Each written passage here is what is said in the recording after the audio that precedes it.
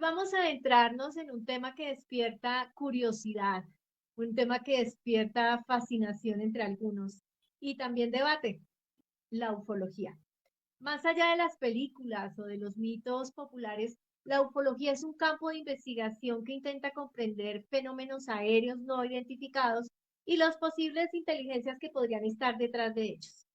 Para hablar de este tema nos acompaña Alejandro Montoya, productor, podcaster, investigador paranormal y colaborador en diversos medios de comunicación, como por ejemplo el Cartel Paranormal en la Mega, y además de muchas investigaciones y reportajes a través de cadenas internacionales como el National Geographic Channel y Discovery Channel. Alejandro, bienvenido a esta tu conexión espiritual. Diana, muy buenas noches para ti y para toda la audiencia de tu programa. Muchísimas gracias por la invitación. Bueno, pues a lo que vinimos. Empecemos por definir de alguna manera, tú como experto, ¿qué es exactamente la ufología? Bueno, ufología, partamos del término de explicarle a la gente qué es, porque yo creo que todos hemos visto o películas o libros o hemos visto un ovni en nuestra vida, pero no sabíamos qué era la ufología. Ufología, pues traducido al español, que se podría decir ovnilogía, deriva de la palabra ovni, objeto volador no identificado, y logía, que es el estudio de. Entonces, la ufología es el estudio de los objetos voladores no identificados, como tú ya bien lo decías.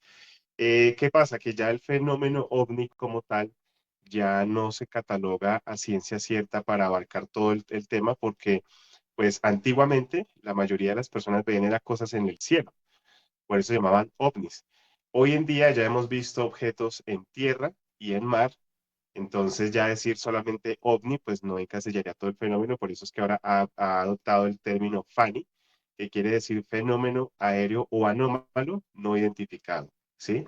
Ya abarca el cielo, la tierra y el mar, porque pues también un término que es muy desconocido para muchos y más los que estamos lejos de la zona costera, que es el OSNI, objeto submarino no identificado. Entonces la ufología lo que hace es estudiar todos estos casos, investigar, recolectar evidencias, entrevistar testigos y tratar de llegar a dar un veredicto pseudocientífico, porque no podemos decir que es científico, pero sí desde la parte de la labor investigativa y periodística que se puede tener dentro de la ufología. Bueno, y no podemos decir que es científico simple y llanamente porque no se apegan al método científico, valga Ajá, la aclaración, más no porque no haya una investigación profunda. total. Ahora, muchas personas confunden la ufología con la ciencia ficción. Y aquí diríamos que tú dirías, perdóname, cuál es la diferencia entre la investigación del mito y la investigación seria que haces tú, por ejemplo. Bueno, fíjate que tú acabas de mencionar algo bien interesante y es que la ufología ha sido encasillada como ciencia ficción. Tú ves libros, cómics, películas, bueno, videos de la ufología y yo siempre lo digo cuando hablo de este tema en conferencias o en talleres, yo digo, nace la ufología, inmediatamente nacen sus detractores, aquellas personas que están en búsqueda de ridiculizar el fenómeno, de mostrártelo a ti como algo totalmente imposible, pero a la vez, si tú te pones a hacer un vistazo atrás y te das cuenta de películas como E.T., el Día de la Independencia, extraterrestres al ataque. O sea, nos han mostrado a través del cine todos los escenarios posibles vendidos como ciencia ficción. Hombres de Negro, que es una película de culto que la gente dice, ay, sí, tan chistosa la película, pero Hombres de Negro lanza unas sátiras muy interesantes para quienes investigamos este fenómeno y sabemos qué hay en el trasfondo de esas películas. Entonces, siempre nos han vendido eso para qué? Para que desde que uno es niño diga, ay, qué bonito E.T. el extraterrestre. Ah, o qué pasaría si en el día, como en el Día de la Independencia, vienen en son de paz o en hostilidad. Nos han mostrado todos los panoramas para que el día de mañana nosotros hoy en día, te has dado cuenta de lo que sucede aquí, por ejemplo, en Colombia, que hemos tenido la esfera de Buga, que hemos tenido apariciones de ovnis muy, muy materializadas y muy bien documentadas, y la gente es como, ah, sí, y como que siguen viendo las redes, siguen scrolleando porque ya no nos sorprende. si nosotros hubiésemos tenido hace unos 30, 40 años las evidencias que tenemos hoy en día, hubiese sido un boom mediático. Y por eso es que la gente dice que la ufología murió en los años 80 y 90. No, no murió, el fenómeno sigue existente, solo que ya no se le da la misma importancia. Además, eso que tú mencionas lo llaman el primado negativo, es decir, que nos venden una verdad como mentira, o en este caso como ciencia ficción, para que desde el inconsciente no dejemos no le prestemos ya la atención debida pensando siempre que es ciencia ficción. Tal Y cual. de hecho así lo catalogan y lo dejamos, y como tú bien lo dices, lo dejamos pasar. Así es, sí, mira, yo llevo 17 años ya dedicado a no solamente el tema de la ufología, sino a muchos temas de lo paranormal. Y por mi experiencia, que a mí me gusta mucho hablar de lo que yo he podido evidenciar, lo que mis ojos han podido ver, lo que he podido escuchar, me he dado cuenta que muchas de las cosas que te venden a ti como ciencia ficción tienen un origen real. O sea, desde Campanita, el hada, eso no se le ocurrió a un libretista ni a un dibujante, y mucho menos de Disney. O sea, son cosas que en algún momento alguien las ha visto, las han replicado. Antiguamente, pues la tradición oral era sentarse uno y pasar tradiciones y cuentos y mitos y leyendas en el voz a voz. Hoy en día, pues eso se ha perdido un poco, pero aún así, de todos esos testimonios de encuentros con criaturas extrañas, de ahí todo eso sale la ciencia ficción. La ciencia ficción simplemente es ese género que le da la cabida a todo lo que es, entre comillas, imposible, para ver cómo se relacionaría con nosotros en esta dimensión, en este plano o en este planeta. Y Alejandro, ¿cómo nació ese interés tuyo por investigar estos fenómenos? Bueno, desde muy pequeño, eh, digamos que siempre me he sentido muy atraído a observar las estrellas, ¿no? Entonces, digamos, desde que yo era muy pequeñito, mi plan favorito era cuando había cielo despejado, sacaba una cobija a la zona verde de la casa y me botaba así, a ver las estrellas, a ver estrellas fugaces. Eso sí, entraba comido por los zancudos, pero yo era feliz haciendo todo eso. Y sentía una conexión, o sea, es como sentir como, yo decía, bueno, tal vez para un niño de, ponle tú 9 o 10 años, ese pensamiento es demasiado maduro, decir, nosotros somos muy diminutos, o sea, mira lo que está allá arriba, mira todo lo que alumbra allá, mira todo lo que está afuera y nosotros nunca lo contemplamos. Un niño de 9 o 10 años pensando todo eso. Luego vienen ya los libros, empiezo a leer a JJ Benítez, empiezo a estudiar los casos, empiezo a ver tantas cosas que me aumentan mucho más el interés. Y digamos que tengo la fortuna de haber tenido dos situaciones contundentes en las cuales ya yo te puedo decir, Diana, no vi la luz o creo que no. Vi dos objetos, dos naves que me permiten a mí decirte el fenómeno es real. Y las he tenido que compartir en experiencias, en talleres, en conferencias. Y siempre digo, yo parto de contar mi experiencia. No, no pretendo que la gente me crea ni que la gente diga, ay, sí, Alejandro. No, no. Escuchen lo que sucedió y cada quien que saque sus conclusiones. Y eso lo he venido atando y formando a medida que he ido contando la historia y me he dado cuenta que hay gente que la cree, que se siente incluso identificada y otros que dicen, ah, eso es mentira, eso no sé qué. Y bueno, porque realmente de muchas experiencias como estas, a veces hay muy pocas pruebas. Partes tú de creer del relato de la persona. Y eso, la vida me ha puesto en el otro lado de la balanza de llegar personas a contarme historias, a contarme avistamientos, y ya yo decir, bueno, si yo contara lo mío también, me van a tratar de loco. Entonces yo ya no trato a la gente ni soy quien para decirle tu experiencia es verdad o es mentira, simplemente la escucho.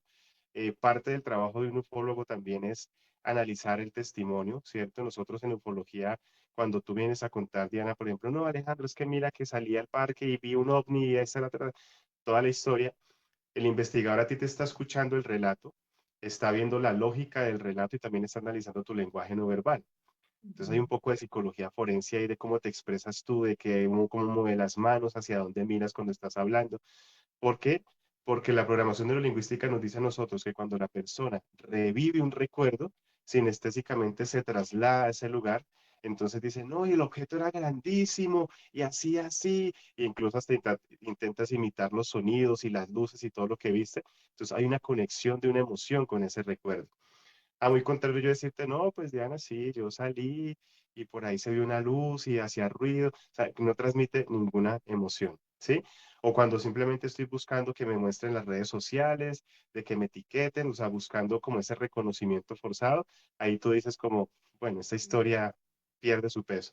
Entonces, digamos que en este mundo, en ese recorrido, aparte de mis dos experiencias que he tenido la oportunidad de ir a entrevistar personas del campo y para mí son los relatos más bonitos, puros y sinceros, porque a ti el campesino no te está diciendo, bueno, pero me etiqueta en Instagram, pero me sigue en YouTube, nada. El campesino cuenta su historia desde su vivencia, con su léxico, con su folcloridad, y son historias valiosísimas que las he podido, afortunadamente, algunas registrar en mi podcast.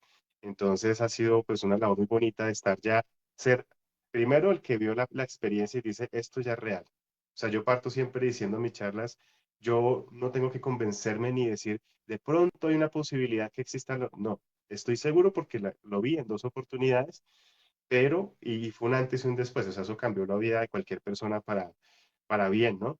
Pero entonces ya digo, bueno, yo parto de explicar y trato la ufología con mucho respeto, con mucho cuidado.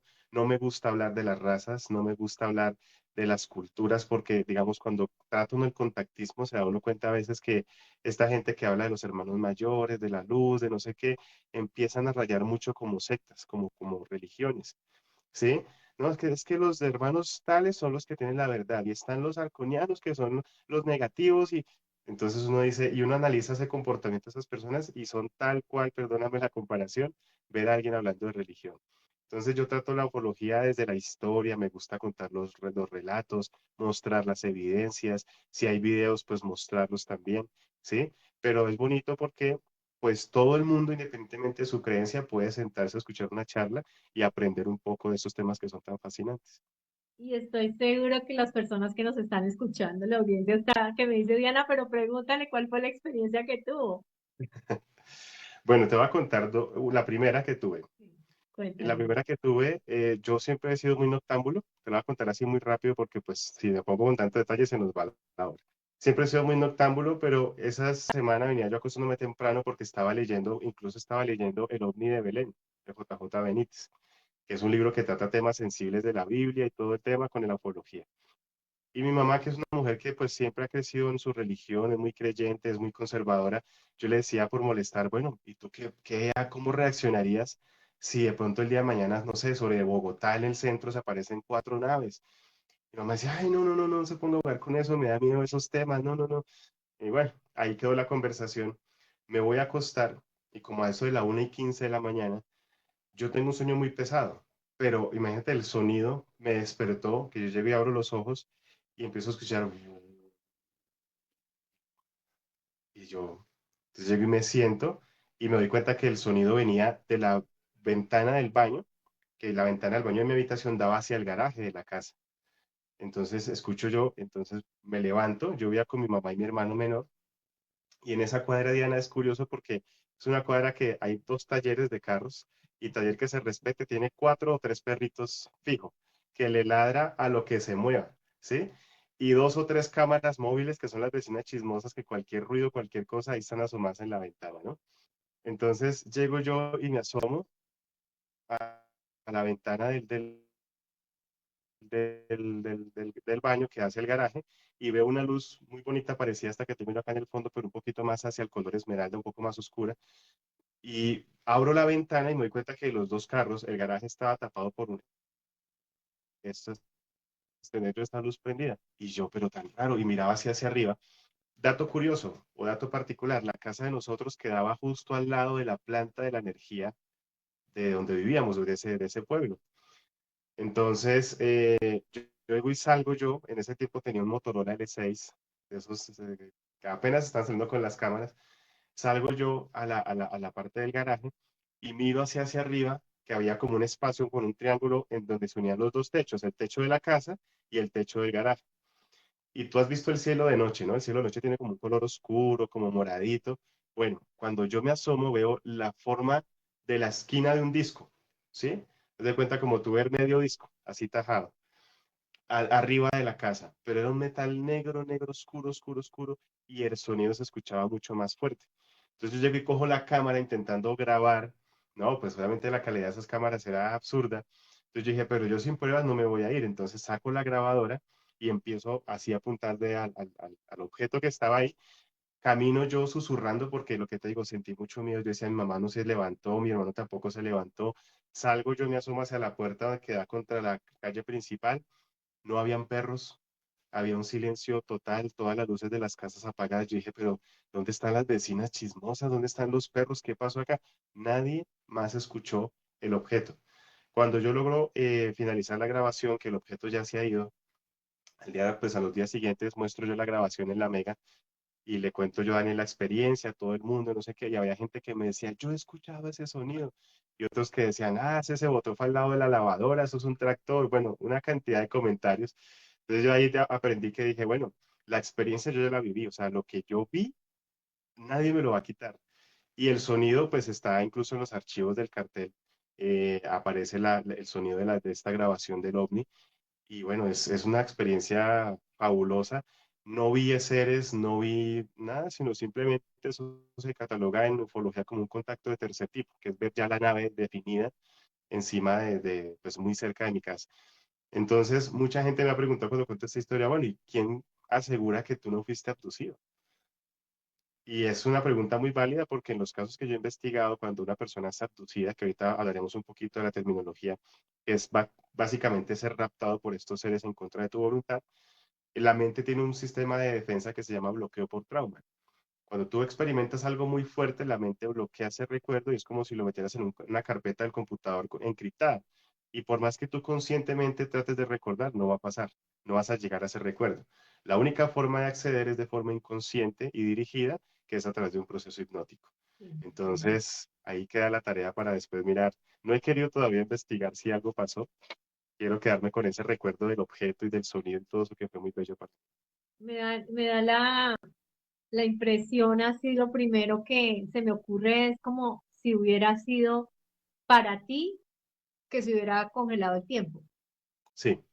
porque Eh, que los perros, que los vecinos, que no haya nada, eh, y entiendo, ¿no? Que el tiempo para nosotros en esta tercera dimensión es una cosa, pero fuera del planeta es otra cosa diferente, o sea, no se percibe de la misma manera. para mi sorpresa, años después, ahí hasta ahora estaba empezando, estaba muy joven. A medida que iba conociendo casos y estudiando casos, me empecé a encontrar casos espejo, que son esos casos que tú dices, esto fue lo que me pasó a mí. Entonces me doy cuenta de lo que tú bien dices, o sea, era una experiencia tal vez solo para mí, ¿sí? Posiblemente, pero fue algo muy bonito y fue algo que ya marcó a mí ese amor por la ufología y la defiendo a capa y espada. Me encanta ir a los debates de la gente que dice, no, es que yo no creo. Yo digo, bueno, pero es que decir no crees porque no crees, pues no, a mí me argumentas la respuesta porque es que yo tengo acá como argumentar desde la Biblia y tengo una conferencia que se llama El fenómeno ovni a través del tiempo que hace una recopilación desde las modificaciones de ADN en el ser humano para llegar a ser el Homo sapiens sapiens que somos hoy, de la aparición de los Anunnaki, de los libros sumerios, cosas que la Biblia muchas veces tomó el copy-paste y lo adaptó a su versión, pero son historias de miles de años de antigüedad antes de los libros sagrados de la Biblia. Entonces, una vez en un festival que hicimos de omnología en Tenjo, una señora llegó y me dijo, Alejandro, ¿cuál es el libro de ovnis que usted recomienda? Y yo le dije, su merced, el primer libro de ovnis que uno tiene que leer es la Biblia.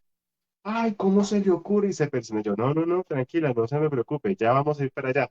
Entonces, en esta conferencia yo saco los extractos sin quitar una coma, una tilde, tal cual lo dice en la Biblia, y empiezo a hablarles casos como el rapto de Enoch, el rapto de Elías, ¿sí? Cuando Jesús fue arrebatado en el cielo y unos hombres de blanco le decían a los apóstoles, tranquilo, tranquilos, él ya viene, algo así, ¿sí? Entonces la gente decía, por ejemplo, en este rapto de Enoch, dice literalmente, y vi una esfera metálica con una cúpula de cristal y unas humanidades adentro de esto. O sea, describen tal cual en sus palabras lo que una persona en los años 70, 90 describiría como un ovni. Tal cual, el mismo proceder, solo que con diferente léxico. Entonces, cuando la gente ya mira todo eso desde una perspectiva diferente, porque a mí me gusta respetar mucho las creencias y no me gusta decirle a la gente, deje de creer en esto y crean esto, no. Simplemente yo le doy un punto de vista diferente y mucha gente lo ha aceptado. Otros siguen diciendo, no, si el pastor dice que eso es así, yo le creo al pastor y bueno, están en todo su derecho también. Total. Es que la diferencia radica nuestra riqueza. Ujú. Alejandro, y tú mencionaste que, bueno, eso que tuviste fue un tipo de contacto, decías tú, de tercer nivel. Sí, lo que pasa es que en la ufología, y mira, Hablemos de eso, por favor. Cuéntanos cuáles son los tipos de contacto. mira lo que te voy a mostrar acá. Entonces, mira, Sí. es un ovni que estamos haciendo, ya te voy a comentar un poquito acerca de este proyecto. Entonces, en la ufología se estudian cuatro tipos de contacto. Esto se debe a que en los años, en el año 47, uno de los investigadores que fue los pioneros en tomar las riendas de la investigación ufológica, que fue el señor Alan Hynek, a cargo del proyecto Libro Azul, que incluso hay una serie en Amazon Prime que si ustedes quieren ir a ver, una serie muy, muy apegada a los hechos reales, están en todo el derecho de ir a buscarla. Este proyecto Libro Azul básicamente nace con la urgencia de empezar a reportar, a recoger y a organizar una cantidad de reportes que habían sucedido. Pero vamos por el principio. Año 1947, el primer caso registrado oficialmente de ovnis. ¿Cuál fue? El señor Kenneth Arnold, que era un piloto, digámoslo, no comercial, pero aficionado, estaba buscando unos containers que se habían caído como recompensas. Estaba volando muy cerca del Monte Rainier. Ya cuando el hombre llevaba una vuelta a su avión, bordeando el Monte Rainier, y él dice que cuando hace el giro ya para devolverse, aparecen seis objetos que vienen desde abajo y luego se entrecruzan entre ellos. Estamos hablando de una época en que los aviones no lograban hacer esas maniobras o esas piruetas sin romperse las alas, ¿no? Porque obviamente ya hoy tenemos vuelos más sónicos y todo eso que pueden hacer estos giros, pero en esa época no. Entonces, lo particular de eso es que el hombre cuando va pilotando y ve estos objetos, él reporta en la base de control. Cuando le toman el incidente, cuando él aterriza, van a tomar una declaratoria de qué fue lo que él vio. En esas, uno de los periodistas que estaba en la declaratoria le pregunta, señor Kenneth, ¿cómo eran estos objetos? Él dice, parecían boomerangs. Y lo curioso es que cuando desaparecieron fue cuando bajaron al mar, y no sé si tú, Diana, has visto, por ejemplo, cuando uno es niño que bota las piedras en el agua que salta, él describía ese comportamiento y decía, yo las vi cuando saltaron, en un momento a otro se desaparecieron. Entonces el titular que saca este periodista que estaba en la declaratoria dice, piloto se encuentra con platillos voladores. Y es ahí donde nace el término platillos voladores, ¿sí? Que estuvo marcando mucho tiempo, estuvo presente en los diarios, en los titulares y todo esto. 2 meses después, en julio de 1947, ocurre el accidente de Roswell, que es el más conocido de todos, pero así a grandes rasgos y súper resumido, un platillo volador que se estrella en un rancho en Nuevo México, en la parte desértica. El granjero acude a ver qué sucedió, qué fue el estruendo que pasó, y encuentra una nave destruida o semidestruida, cuatro cuerpos, dos sin vida y dos malheridos. Inmediatamente, pues, ¿qué hace uno? Llama al sheriff, llamó al sheriff, el sheriff se comunicó con el ejército, llega el ejército. Cuando llegan los dos primeros soldados a cargo de la investigación, se dan cuenta de que esto va mucho más allá y ya llaman es ingenieros, biólogos, ornamentadores, una cantidad de especialidades que uno dice, bueno, ¿por qué toda esta gente?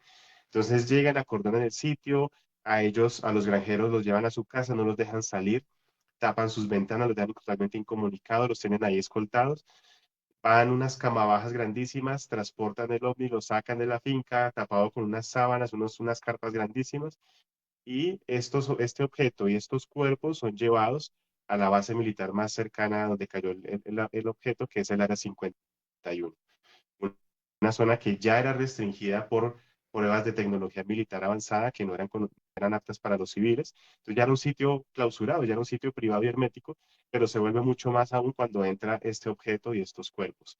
Se dicen que dos de esos cuerpos pues fueron enterrados.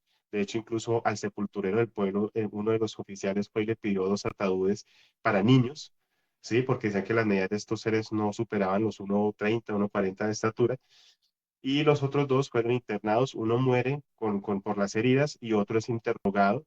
Y curiosamente, a raíz de este incidente Roswell, tenemos un salto cuántico en los avances tecnológicos. Entonces sale la tecnología láser, sale el Wi-Fi, el Internet, perdón, no hay Wi-Fi, sino el Internet, sale la nanotecnología, ¿sí? Entonces se cree que lo que hicieron estos ingenieros es o aplicar ingeniería inversa. Cuando yo no sé cómo trabaja algo, simplemente empiezo a desarmarlo, a ver cómo iban las piezas, pues lo vuelvo a armar, ya teniendo el conocimiento de cómo van. Y así ya puedo empezar a aplicar ese conocimiento en otros desarrollos y es donde empezamos como el teléfono que le llamaban antes las panelas, que eran una cosa así de enormes, pasan a ser cada vez más y más pequeños, ¿sí?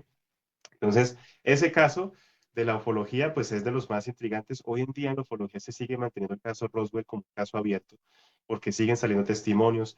El ejército dijo que habían encontrado los restos de un platillo. 2 días después dicen, no, no, no, qué pena, eso no era un platillo, era un globo atmosférico. Y la gente, mucha de la gente, ah, sí, ah, bueno, y les creyeron y siguieron con su vida normal. Pero ahí mismo nacen también los investigadores civiles, que hoy en día son conocidos como ufólogos, que empezaron a investigar, a recolectar pruebas, a ir al sitio, a barrer hasta el más mínimo pedazo de fragmento del ovni caído. Y bueno, entonces todos esos casos, a partir de ese incidente de Roswell, de los platillos voladores, todo ese boom mediático, mucha gente en los Estados Unidos empezó a reportar platillos voladores.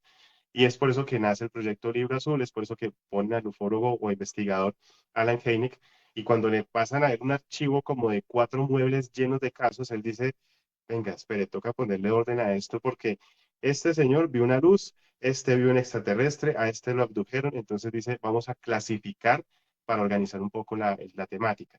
Entonces se caracterizan como, primer tipo de contacto, que es el más común, cuando tú ves la luz en el cielo o el objeto que está volando, pero no sabes si hoy en día eso puede ser un dron, puede ser un satélite, puede ser la Estación Espacial Internacional, puede ser un globo atmosférico, objeto volador no identificado. No quiere decir que sea extraterrestre. Segundo tipo de contacto, cuando ya ves marcas en el terreno como círculos de cultivo, radiación, que estos círculos de cultivo mucha gente se los pasa por encima, pero es de las evidencias más contundentes de la presencia de una inteligencia no humana acá. Mutilación de ganado, encontrar animalitos con órganos extraídos quirúrgicamente, un depredador siempre que ataca una presa desgarra la piel, aquí eran cortadas quirúrgicas y no encontraban una sola gota de sangre. Y de ahí nacía el mito de que el chupacabras y bueno, todo eso viene ahí ligado. El tercer tipo de contacto es cuando ya tú ves a los seres, ¿cierto? Como decir, tú ves la nave parqueada y ver los seres de pronto mutilando a un animal o interactuando en el espacio o interactúan contigo. Ese es el contacto del tercer tipo. Y el contacto del cuarto tipo, que es de los más odiados y pocos deseados, que es la abducción. Llámese el rapto de una persona por estos seres en contra de su voluntad. ¿Sí? Entonces, esos son los 4 tipos de contacto que se estudian en la ufología.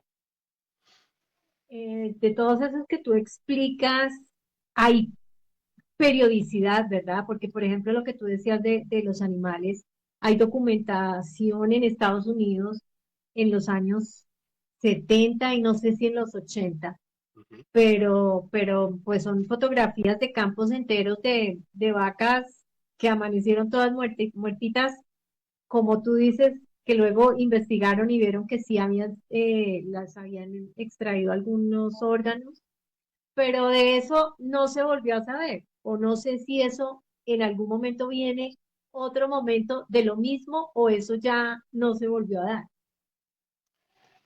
Sí, lo que pasa es que, pues, lo que te digo, hoy en día, si apareciera, créeme que si aparecen en las noticias de esta noche de las 7, un caso de 2, 3 vaquitas en Tibasosa que fueron mutiladas, la gente es como, ah, bueno, sí, ¿qué pasó con las elecciones? ¿Y qué pasó con tal cosa? Esos son cortinas de humo, le dice la gente.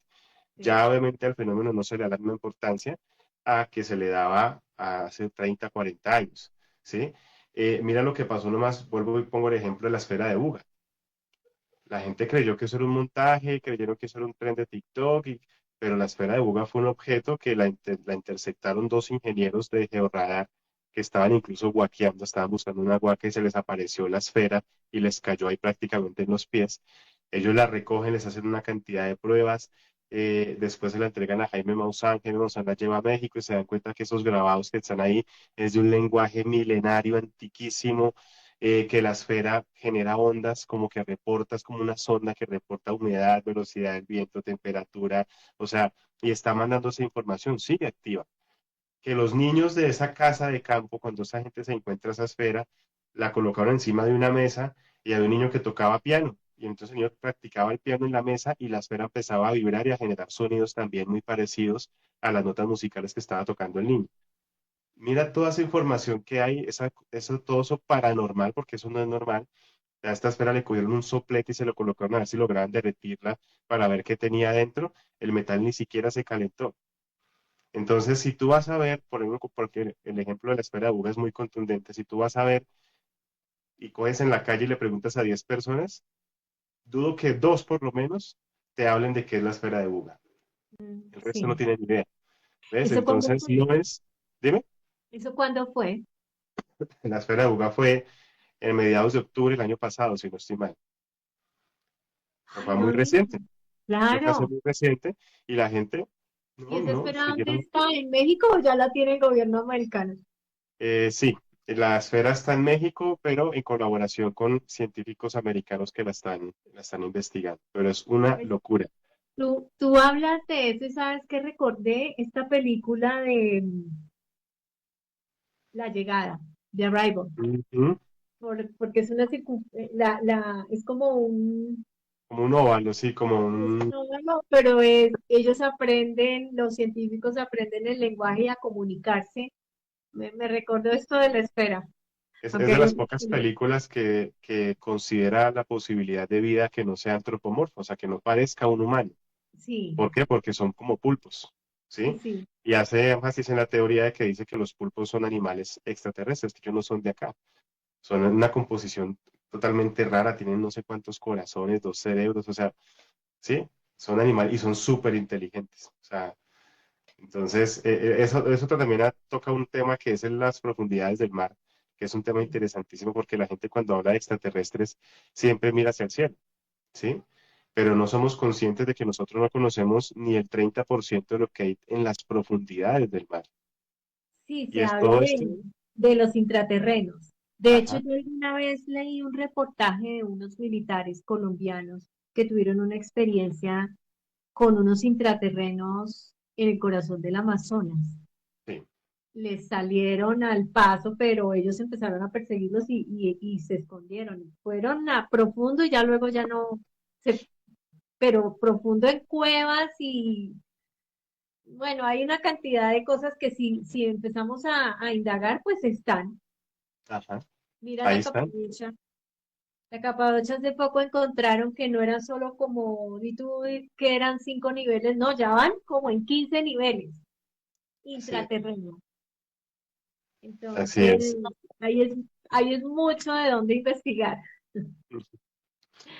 Alejandro, y bueno, tú también nos hablabas de toda esta terminología que ustedes los investigadores paranormales emplean. Cuéntanos también un poco de eso, ilústranos. Bueno, entonces tenemos dentro de la terminología está la abducción, que la acabamos de explicar ahorita con el cuarto contacto.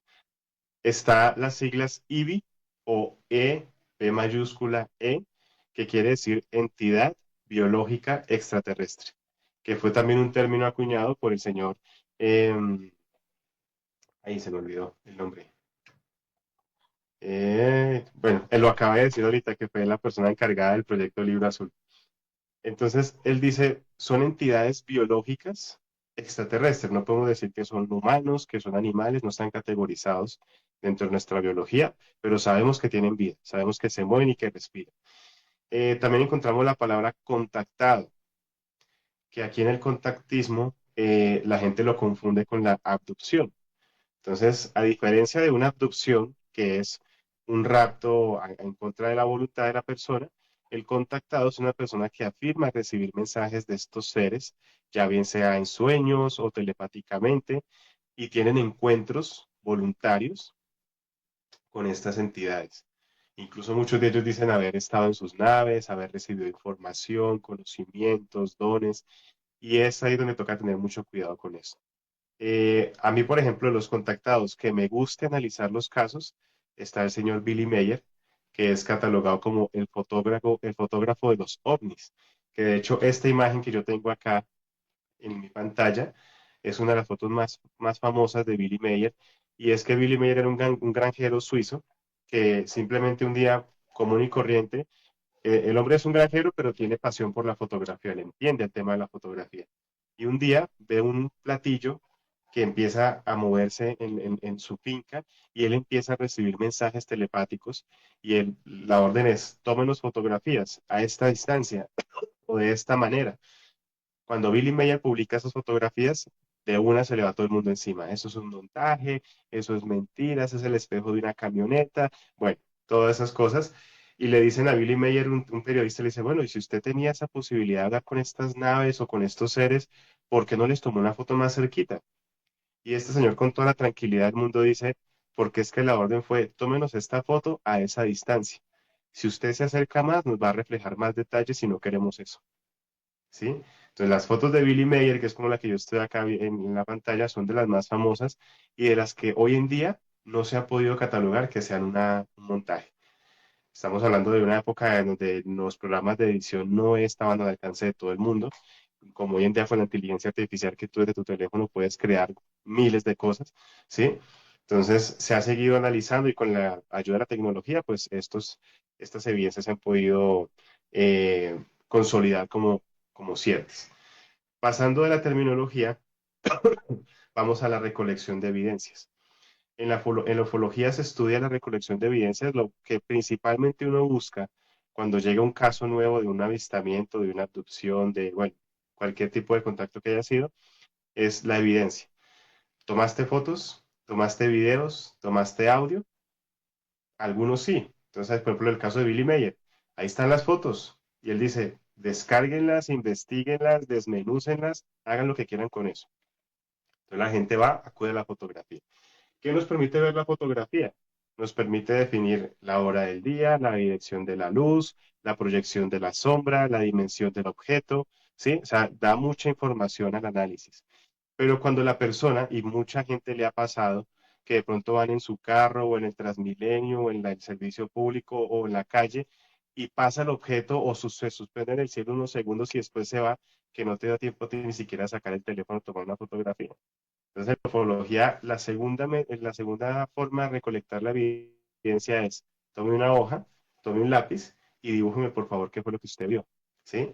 Entonces, el dibujo viene de un proceso también sinestésico del subconsciente que dice, miren, y empieza a dibujar todo a detalle, así no sea el Picasso, no sea el dibujo pues súper detallado, pero te da a ti una referencia del tamaño del objeto, a dónde se apareció, la dimensión, qué luz tenía o qué sonido emanaba. Entonces, digamos que eso en cuanto a recolección de evidencias, se pueden utilizar las dos, tanto el tema de la fotografía como el dibujo.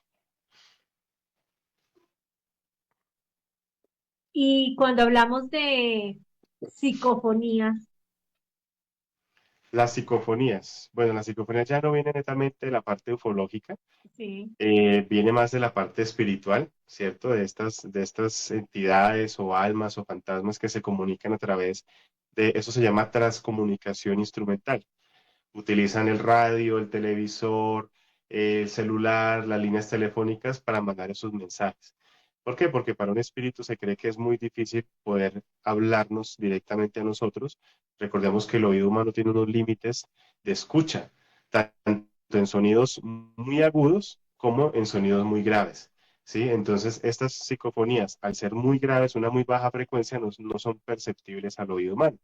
Entonces, si uno pone una grabadora o un cassette a grabar o un televisor en estática, esos panzoncitos televisores que sean así, tú puedes recolectar psicofonías, pero se cree que es una forma de entablar una comunicación con entidades adimensionales que están en otro lugar, en otra dimensión. No se relaciona mucho el tema con la ufología por medio de las psicofonías. Ya, o sea, ellos de esa manera no se comunicarían, entonces. No. Hay un caso, por ejemplo, muy puntual en México, un piloto que llevaba apenas, ya le faltaban unas horas de vuelo para graduarse y estaba haciendo su último vuelo en solitario y esta persona de un momento a otro empieza a perder el control del avión y de un momento a otro ven que vienen tres objetos, tres platillos como el que te acabo de mostrar, como el que está acá en la foto. Uno golpea por la parte de abajo del fuselaje del avión y los otros dos se parquean en la sala literalmente del avión, o sea, como imantados ahí. Y él empieza a comunicar, esa comunicación está grabada porque tú sabes que las cajas negras de los aviones guardan todas esas conversaciones. Y él dice, tengo un objeto que me pegó por debajo, tengo otros dos en las alas, y en un momento a otro llega una interferencia, ¿cierto? Y hay una estática. Y luego la voz de esta persona empieza a escucharse diferente y empiezan a mandar un mensaje. No recuerdo exactamente y puntualmente qué es lo que es el mensaje, pero es como un ejemplo. Nosotros estamos utilizando el cuerpo de esta persona para podernos comunicar con ustedes, pero se escuchan cuatro voces al tiempo, ¿sí? Entonces se escucha un poco terrorífico porque es la voz de él y cuatro voces más graves que se escuchan al fondo, pero todas al mismo tiempo. La conversación quedó grabada, eso fue un caso muy documentado porque aparte el avión en el recorrido que tenía que hacer, pongamos que había tanqueado, no sé, 50 galones de gasolina. Para ese recorrido, él tenía que haber llegado con 5, máximo 6 galones de gasolina. Llegó con el medio tanque, o sea, como si hubiera solamente dado una vuelta y se hubiera aterrizado nuevamente. Entonces nos explican cómo parte del punto A y llega al punto B habiendo gastado la mitad del combustible. Entonces, esas como las pruebas. Aparte de eso, el avión, el tren de aterrizaje estuvo dañado por el impacto del ovni que pegó por debajo y hay sí, como hundiduras en el fuselaje del avión que pues respaldan el testimonio de este piloto. Volviendo a lo que tú comentabas de los contactados, y eso sí que escucho bastantes. También hay mucho libro que se dice ha sido dictado gracias a un contacto o también lo llaman canalización porque no saben ni siquiera quién Por se los psicografía. está. Sí. No sé si tú conozcas algunos de esas personas, o sea, ¿tienes referencia de algunos de ellos? Ujú. Sí, mira, por ejemplo, acá en la zona donde yo vivo, que es Tenco, o entre Tenco y Tabio, ahorita de iniciar el programa tú me preguntabas por un personaje y haciendo memoria, yo sí alcancé a conocer al señor Gerardo Smerling con su hermano Ricardo Smerling, que son dos alemanes que ya llevan pues mucho tiempo acá en Colombia y Gerardo tuvo la oportunidad de tener un contacto con uno de estos seres. Nosotros, yo no me acuerdo de hace cuánto tiempo, hace fue que lo entrevistamos a los dos hermanos en el parque de Tabio para el cartel de la Mega justamente. Entonces con Daniel tuvimos la oportunidad de entrevistarlos y el año pasado, por cosas de la vida, yo estoy dando un taller de ufología en Tenco, en el Instituto de Cultura y Turismo, y me dice una señora, Alejo, ¿puedo llevar un invitado hoy? Y pues todas mis talleres llevan las diapositivas, tengo el material preparado. Yo le dije, ¿de quién se trata? Me dijo, estoy seguro que no lo vas a poder rechazar. Déjame saber si lo puedo llevar. Le dije yo, bueno, sí, adelante, llévalo. Cuando me llegan con el señor Ricardo Smeglin y se sienta ahí, nos habla de la energía, de la magia del amor, de la fuerza del amor y todo esto. Y mira lo curioso que yo te decía ahorita, o sea, con el tema de los contactados, uno tiene que tener mucho cuidado porque eso puede incluso rayarse o verse como una religión o como una secta. Y Ujú. más que todo se encarga de eso la gente que es muy fanática, ¿sí? Y son de los que hablan más mal de las demás personas que del mensaje que les producen a ellos. Con el señor Smeglin pasa algo muy curioso y es que esta fuerza del amor, estas meditaciones que ellos hacen, estos mensajes que ellos transmiten, no hay una barrera en el subconsciente. O sea, te entran a ti directamente. No se cargue, perdone, viva tranquilo, haga esto, haga lo otro. Son cosas que realmente muestran una evolución en la parte emocional del ser humano. Y aparte de eso, el señor Ricardo es una persona que da testimonio de eso, por así decirlo. Es un señor tranquilo, respetuoso, con honestidad en su mirada, que habla despacio, habla tranquilo, o sea, genera esa paz. Que yo se lo decía a mis estudiantes en el taller y les dije, venimos de hablar con una persona que dice ser la hija de un contactado al cual era una información brutal, pero pues lastimosamente ya fue este plano físico y ella hablaba con una furia y con una vaina y de que es que estos son malos y de que dejen de ser tan ignorantes y investiguen y lean y yo decía, bueno, si una persona tiene ese conocimiento y ese crecimiento en su ser, pues ahí claramente no se ve reflejado, No hay ¿sí? coherencia. Pero no hay conciencia y no hay coherencia. Pero si llega una persona a decirte de la ley del amor y hablarte con ese amor y con esa ternura y con esa, y decir, miren, yo acá no vengo a que ustedes me crean, yo simplemente quiero que ustedes reciban el mensaje. Eso, para todas las personas que estuvimos en ese taller, fue maravilloso porque a todos les llegó el mensaje. Entonces tú te das cuenta de que algo tiene diferente ese mensaje, que sí viene de pronto de una inspiración más allá de la humana, porque son cosas que no ponen resistencia. Entonces Sí. ese tema del contactismo es delicado, es maravilloso por los testimonios que se cuentan.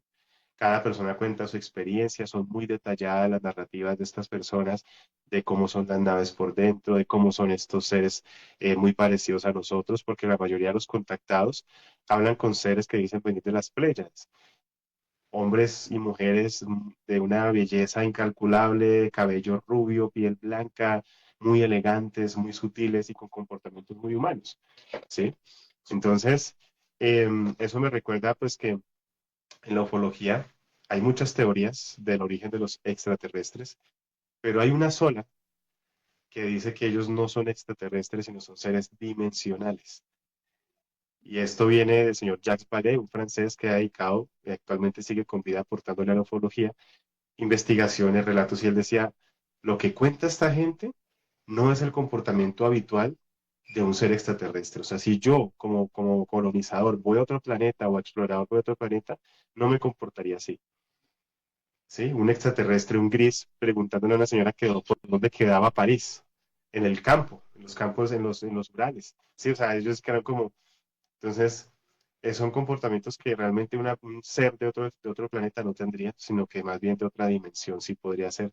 Y es una teoría que abre un espectro grandísimo para tratar de entender el origen de dónde vienen estos seres realmente. Bueno, bueno, y tú que conoces ya tanto, y me imagino que asumo, pero mejor te pregunto, que has viajado por todo el país en toda esta investigación, ¿qué zonas tienen mayor actividad? Cali. Sí. En Cali pasa algo rarísimo. Mira, no solamente lo de la escuela de Buga, que pues claramente eso fue un boom a nivel internacional. De hecho, la escuela de Buga la conocen más afuera en otros países que acá en Colombia. Pero la zona de Cali, mira, por ejemplo, y mucha gente yo he escuchado decir, ay, pero es que todo pasa en Estados Unidos, ay, pero es que todos son de los gringos. Y acá en Colombia hemos tenido de todas las manifestaciones de la ufología posible, de todas, abducidos, contactados. Bueno, pues resulta que en Zarzal, Valle del Cauca, en un corregimiento que se llama Guasimal, que es una vereda donde tú vas y ellos viven desde la agricultura, de la molienda de caña, las casas son muy humildes, la gente es muy, muy abierta a hablar con uno. Allá tuvieron un encuentro del tercer tipo, interactuaron con seres extraterrestres, ¿sí? Ellos los describen, incluso yo tengo ese capítulo en el podcast, donde entrevisto a estas personas y me dicen, no, mire, es que ellos venían, y con su lenguaje, ¿no? Como te lo decía al inicio de la entrevista, una señora decía es que eran todos de negro, como si fueran esos buzos, como los antimotines, y tenía una máscara así como la de King Kong. ¿Sí se ha visto King Kong? Y yo, sí, claro, así yo le decía, usted es un humano, ¿por qué nos asusta? Mire cómo tiene asustada a esa gente, no le da pena, ¿por qué nos asusta? Y que los seres no hablaban en español, sino que eran como un lenguaje así como enredado, que no le lograban entender. Y les pedían era agua. Ellos decían como agua, agua, les pedían agua y allá les dieron agua y eso fue un boom mediático también, vinieron muchos investigadores de afuera. Lo cierto es que hoy en día, gracias a las personas que siguen el podcast y que han escuchado todas esas historias y que residen en Guasimal, me dicen Alejandro, los seres nunca se han ido, ellos siguen acá. Y entonces hay una invitación abierta para volver a Guasimal y quedarnos, no sé, 1 o 2 semanas tratando de tener contacto o por lo menos de avistarlos, porque ellos siguen apareciendo. Solo que la gente ya lo normalizó, ¿sí? De hecho, hasta le tienen apodos y todo, porque ya lo normalizaron. Entonces, y son seres que son todos de negro, que no caminan, sino que dan saltos de 2, 3 metros de altura con gran facilidad. Y el aspecto sí es raro, o sea, no es algo como un humano normal, sino sí son diferentes. Entonces, digamos que Cali ha sido, bueno, toda esa parte de Cali, el valle, todo eso tiene como una zona bien alborotada con el tema de la ufología. Aquí en Cundinamarca también, donde estamos nosotros, en Tenjo y Tabio, el Valle Sagrado de Tenjo es un lugar donde los avistamientos ovni ocurren todo el año. No me lo estás preguntando, pero detrás de donde tengo la cámara acá del teléfono está la Peña de Huayca, ¿sí? Que es una formación rocosa de 3.200 metros de altura, punto caliente de avistamientos ovni en Latinoamérica, ¿sí? Tanto así que los muiscas la conocían como la puerta de los dioses, porque ellos veían entrar y salir luces de esa montaña. Y yo tuve la oportunidad de grabar esas luces, las tengo que de pronto en otra ocasión te las dejaré ver, las enseñaré. Dos lucecitas que salen previas a una tormenta, se ven salir de la montaña y se pierden en el cielo. Entonces, es un fenómeno bonito y real. Pero sí, claro, o sea, en Colombia tiene una riqueza, tenemos pirámides. Uno creía que las pirámides solo eran en Egipto, acá tenemos unas pirámides que están tapadas como si fueran montañas, ¿sí? Nomás así un punto claro, está una en Medellín, en Antioquia, que se llama el Cerro Tusa. Si tú buscas en Google y buscas el Cerro Tusa, te vas a dar cuenta que es una pirámide perfecta, que la naturaleza difícilmente va a cortar una piedra así, con esa simetría. Y la otra que está, esa sí me la mostraron hace poquito, que está en Boyacá, en Sogamoso, si no estoy mal, que se llama se me olvida ahorita el nombre, pero en Boyacá también hay una, y es de las más cercanas que tenemos. Y tú la ves y es en piedra así completamente la pirámide. En el Amazonas hace poco encontraron la mitad de una superficie piramidal en medio de la selva. Entonces, hay muchas cosas que todavía desconocemos de nuestro país y que están muy ligadas a la ufología. ¿Y tú qué tienes ahí, la Peña de Huayca? ¿Qué has podido ver porque a mí siempre me ha causado mucha curiosidad, ¿no? Porque dicen que puede ser como un portal Sí, interdimensional. sí, pues de hecho, acá la gente de la zona, cuando nosotros recién llegamos a esta área, decían que los Viernes Santos de Semana Santa veían seres como lagartijas, pero caminando en dos pies, ¿sí? Dentro de ese tema de la ufología se investiga y se sabe que existen reportes de varias razas, una de ellas es los reptilianos, que son los que aparentemente viven debajo de la tierra, y se veían mucho acá por la zona de Huayca. Luces en cantidades, o sea, hemos estado acá incluso sin estar buscando, sin estar llamando nada. Hace poco hicieron el cambio de alcantarillado acá en la vía principal, entonces a nosotros nos tocaba dejar el carro abajo en la principal y subirnos caminando. Y una noche veníamos con mi familia de ver cine, estábamos comentando la película y y hablando y veníamos caminando, ponle tú 11:30, casi 12 de la noche. Y todo el camino que sube, pues tenemos a la peña de frente, ¿no? Y la Peña es una montaña, yo vivo enamorado de esta montaña, es Ujú. imponente, es hermosa, ya se las va a mostrar acá pronto para la gente que no la conoce. Y veníamos caminando, hablando de la película, con un momento a otro fue como si hubieran prendido un reflector desde abajo de la montaña, ¿sí? Se iluminó de un color como azul, como medio blanco, súper lindo. Y yo digo, hombre, para que esto haya podido hacer así, si es que están grabando, porque por aquí igualmente graban muchas cosas. Mira, a ver si te la puedo mostrar por acá. Sí, preciosa. Ahí refleja un poquito el aro, pero ahí se Sí, alcanza a ver. Muy, muy sí. linda. Entonces yo dije, tendrían que ser tremendo reflector que tienen ahí puesto porque para que alumbre la peña de esa manera es irracional. Y hemos visto lo que te digo, luces que entran, salen, luces de color naranja. Yo tengo un hijo mayor que él tiene 9 añitos y tengo otro de 5 y ellos son encantados con el tema del podcast, con el tema de la ufología. Y entonces ellos tienen la habitación de ellos, una de las ventanas da hacia Huayca. Y ya es como costumbre del mayorcito que él llega, cuando antes de se va a acostar, llega y corre la cortina y se queda mirando un rato la peña y cierra y va y se acuesta.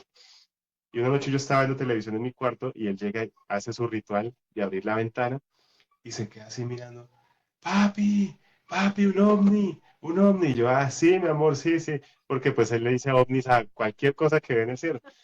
Papi, te lo juro que es un ovni. Y yo, bueno, ¿y cómo es? Papi, es un triángulo. Cuando me dijo un triángulo, que obviamente un niño no Sí, sabe las formas que han reportado de ovnis y el triángulo es una que es un poco común, pero tiene su trascendencia en la historia. Cuando dijo que es un triángulo, inmediatamente sí me paré y llego yo y le cojo así la cabecita y le quito de la cortina y miro yo hacia la peña. Efectivamente estaba acá la montaña, ¿cierto? Y las luces estaban acá. Haz de cuenta donde está el azul del cielo, sí. las tres luces, una arriba y dos abajo, ¿sí? Cuando yo veo eso y veo que, claro, era de noche, el cielo pues es oscuro, pero no, o sea, las tres lucecitas estaban así y en la mitad no se veía nada. Y a mí me pasó un escalofrío y le digo yo, bueno, amor, vamos a acostarnos. Papi, ¿pero qué es eso? Le dije, no, eso deben ser estrellas o planetas. Mira, mis hijos no son bobos. De una cosa, papi, pues búscala en tu teléfono porque yo tengo una aplicación que Ah, tú ok. abres la cámara y la apuntas que se llama como Estelario. Tú Sí, la y apuntas y sale te la muestra el nombre de las constelación. estrellas y de las constelaciones. Papi, pues búscale. Y yo, no, no, no, vamos a acostarnos que se hace tarde, vamos. Y lo acosté porque, claro, obviamente un niño a esa edad se puede sugestionar, ¿sí? Y de pronto para él ver un ovni puede ser un poco chocante. Le encanta verlos y perseguirlos y todo, pero ya de pronto verlos así. Entonces lo acosté y le digo a mi esposa que se asome y mire. Y cuando ella se asoma a la ventana, pues ya efectivamente el ovni no estaba, ¿sí? Entonces, claro, y, o sea, tú vienes acá, Juaica, de hecho, el mismo presidente de la Junta de Acción Comunal odia el tema de los ovnis porque dice que él nunca ha visto nada, que eso es mentira, que eso es tema de marihuaneros, que, en fin. Y hemos tenido debates con él. Yo le digo, bueno, ¿usted cuánto tiempo le dedica a ver al cielo? No, pero si yo me la paso es trabajando, bueno, o sea, yo tampoco digo que uno tiene que estar mirando para el cielo todo el tiempo, pero si uno quiere ver algo, pues dedíquele 10, 15 minuticos a verlo.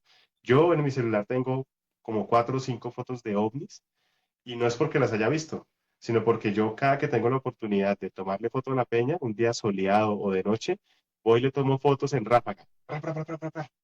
Y en una de las fotos aparece algo, Diana. O sea, tú ves y aparece el objeto ahí. Y no es como que, ay, Alejo lo vio. No, tomo la ráfaga y en una de esas fotos apareció el objeto. Entonces, y tú vas a verlo y tiene así forma discoidal y todo, o sea, bien, bien, bien bonito y bien curioso. Sí. Para quienes nos escuchan, es muy famosa la Peña de Huayca. De hecho, se hacen excursiones para los avistamientos, ¿no? Hay grupos organizados y se hace bastante, hay bastante ruido acerca de la Peña desde hace décadas. Sí, pues actualmente el paso a la peña, o sea, ya subir está prohibido desde pandemia. Se sacó un Mm. decreto por la CAR donde protegen a la montaña porque tuvimos lamentablemente una visita en plena pandemia de 60 campistas que subieron a acampar, a dejar basura, latas, condones, arrasaron con no sé cuántos, como 60 frailejones de 2 metros de altura. Y tú sabes que el frailejón se tarda un año en crecer 1 centímetro. Imagínate estos frailejones de 2 metros y los arrasaron todos para quemarlos cuando pues, realmente un frailejón a ti no te va a combustionar porque usas un agua por dentro, ¿sí? Entonces digamos que el paso a la peña está restringido, protegido por la CAR, pero lo que tú bien dices, hay recorridos que se pueden hacer de contemplación, donde tú puedes llegar hasta cierto punto, ver la peña de Huayca, ver los rostros que están ahí entallados en la piedra, tomarte una foto, una selfie y listo, devolverse porque igual hay que cuidar lo que está allá arriba. Bueno, este tema de la ufología va a dar para varios episodios, así que desde ya estás invitado a hacer esta serie con nosotros, Alejandro. Muchísimas gracias. Y bueno, decirles que la ufología, más allá de esas historias y de especulaciones, pues nos invita a mirar el universo con humildad, ¿sí? Y a Pues reconocer sí. que aún hay mucho que no comprendemos. Agradecemos a Alejandro Mortoya por acompañarnos hoy, por compartir toda su experiencia investigando estos fenómenos que desafían nuestra comprensión del mundo. Muchísimas gracias, Alejandro. No, Diana, gracias a ti por la invitación. Espero que pues les haya gustado este abrebocas de la ufología. Es un tema que de verdad uno puede sentarse a hablar horas. Sí, y tomando, no sé, de pronto un vino y compartir y mostrar fotos y es fascinante y lo bonito es que tú nunca vas a llegar a una conclusión. Por más de que uno haya visto y haya contemplado cosas, la incógnita siempre es, bueno, ¿y qué hay más allá? ¿Sí? Entonces la invitación con la que me gustaría cerrar esta entrevista es invitar a la gente en Tibasosa, en Boyacá, en todas las partes donde nos vean, a contemplar el cielo 10, 15 minuticos. Así no veamos nada, pero ustedes se van a dar cuenta de la inmensidad de todo lo que hay allá afuera. Y a veces uno puede sentirse minúsculo, pero también se puede sentir conectado con algo que está allá. Y aparte los problemas y todo se borran cuando uno mira una noche estrellada. Entonces, miren el cielo y cualquier evidencia, cualquier historia que puedan llegar a recolectar, pues ahí me la pueden hacer llegar.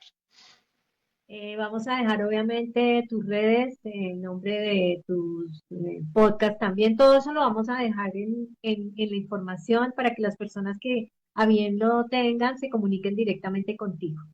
Claro, lo claro es que sí. a tus talleres y a toda esta información que tú tienes y que nos suministras de esta manera tan desinteresada. Muchas gracias. No, gracias a ti, Diana, y bueno, espero que el mensaje de verdad les haya gustado. Claro que sí, porque vamos a seguir con otros episodios sobre este interesantísimo tema. Y a todos ustedes que se conectaron hoy, muchísimas gracias por estar en este espacio donde abrimos la mente y el corazón para explorar lo visible y muchas veces lo invisible. Los espero en una nueva conexión espiritual. Muchas gracias.